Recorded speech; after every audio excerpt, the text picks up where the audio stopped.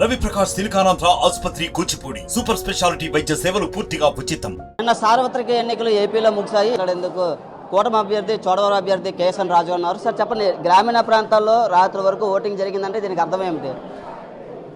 ప్రభుత్వ వ్యతిరేకత చంద్రబాబు నాయుడు గారు, పవన్ కళ్యాణ్ గారు, మోడీ గారి పాలన కోరుకుంటున్నటువంటి సమయంలో అనుకూలత, వారి మీద ఉన్న వ్యతిరేకత, మా కూటమి పెద్దల మీద ఉన్న అనుకూలతే పోలింగ్కి కారణం. చాలా ఉత్సాహంగా ఎక్కువ సిటీ నగర పరిధిలో మనం చూస్తాం. ఇప్పుడు గ్రామీణ ప్రాంతాల్లో ఉన్న లేడీస్ కానీ వృద్ధులు సైతం తెల్లవారు లెగిసి అసలు ఓటు వేసిన పరిస్థితి అయితే ఉంది. అది తప్పండి. గ్రామీణ ప్రాంతంలోనే ఎక్కువ ఓటు హక్కు వినియోగించుకుంటారు. పట్టణ ప్రాంతంలోనే పర్సెంటేజ్ తక్కువ ఉంటుంది. పట్టణ ప్రాంతాలు ఎక్కువ రారు ఎప్పుడూను.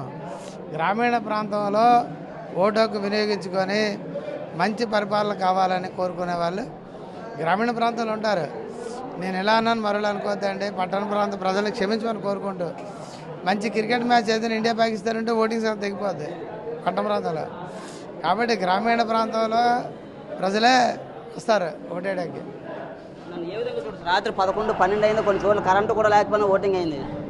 అది ప్రభుత్వం మీద ఉన్నటువంటి, చెప్పాను కదండి, ప్రభుత్వం మీద ఉన్నటువంటి కసి. మళ్ళీ చంద్రబాబు నాయుడు గారు, పవన్ కళ్యాణ్ గారు, మోడీ గారి పాలనలోనే మళ్ళీ రాష్ట్ర అభివృద్ధి చెందుతుంది, మళ్ళీ సువర్ణావకాశం, మళ్ళీ మంచి రోజులు వస్తాయని ప్రజలందరూ భావించారు. గతంలో కూడా ఇలాగే ఓటింగ్ జరిగింది, నేనే ముఖ్యమంత్రి అయ్యానని జగన్ చెప్తున్నాడు. ఇప్పుడు ఈసారి కూడా అటువంటి పరిస్థితి ఏమైనా వస్తుందంటారా? ఆయన 4వ తారీఖు వరకు ఆయన ముఖ్యమంత్రి అండి. 4వ తారీఖు వరకు ఆయనే కదా ముఖ్యమంత్రి. కాదని ఎవరన్నారు? కేర్ టేకర్ గవర్నమెంట్, ఆయనే ముఖ్యమంత్రి 4వ తారీఖు వరకు. కౌంటింగ్ అయ్యాక రాజీనామా చేస్తారు. మళ్ళీ నేమోనే గవర్నర్ గారు కోరుతారు ప్రమాణ స్వీకారం చంద్రబాబు నాయుడు గారు చేయడానికి టైము. అప్పుడు మళ్ళీ ఆయన చంద్రబాబు నాయుడు గారు ప్రమాణ స్వీకారం, జగన్మోహన్ రెడ్డి గారు ఇంటికి వెళ్ళిపోవడం రెండోసారి. చూడవలసిన పరిస్థితి ఏంటి సార్? చోడవరంలో ఖచ్చితంగా కూటమి అభ్యర్థులుగా నేను కానీ, మా ప్రీతమ పార్లమెంట్ సభ్యులు సీఎం రమేష్ గారికి అఖండమైనటువంటి మెజార్టీ వస్తుంది.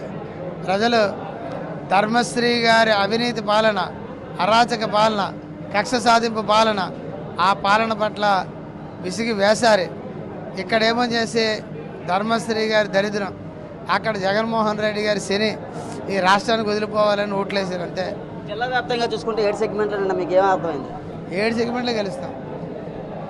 7 మంచి మెజార్టీతో గెలుస్తాం. సుమారు 2 లక్షల ఓట్లు భారీ మెజార్టీతో ఎంపీ గారు గెలుస్తారు. చోడవరం కూటమి అభ్యర్థి కేఎస్ఎన్ రాజు గారు అయితే పూర్తిగా వచ్చేది కూటమి ప్రభుత్వాన్ని చెప్తున్నారు. వ్యతిరేకత ఉన్నందు వల్ల ప్రజలు నిన్న అర్ధరాత్రి వరకు ఓటింగ్ జరిగిందనే చెప్తున్నారు. కెమెరా ఇదే నాయుడు, RTV, అనకాపల్లి జిల్లా నుంచి. మరిన్ని వీడియోస్ కోసం ఛానల్ ని సబ్స్క్రైబ్ చేయండి. లేటెస్ట్ అప్డేట్స్ కోసం వాట్సాప్ ఛానల్ ని ఫాలో చేయండి. అండ్ లింక్ డిస్క్రిప్షన్ లో ఉంది.